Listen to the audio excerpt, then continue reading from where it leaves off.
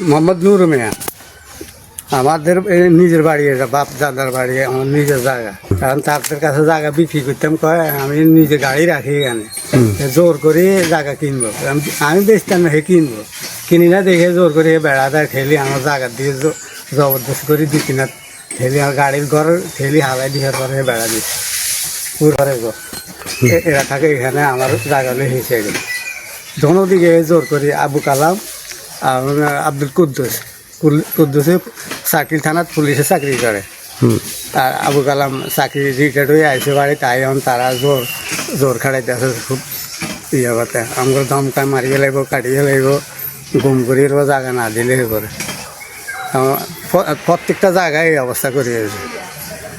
বাড়ির পশ্চিম দিকে আমার জায়গার উদ্দি হেরা যায়, হেগো জায়গার উদ্দি আমি যাই। এখন আমি যাইতে না পারি, পুরা হেগো জায়গার বেড়া দিয়ে না আমার জায়গা দিয়ে আলাদা চলা ফিরা করতে আছে। এলাকাবাসী সবাই আমি দেখাইছি, ব্যাগে মাথা তার দেয়, দেখা কি এটা এই অবস্থা করলো কিনলে।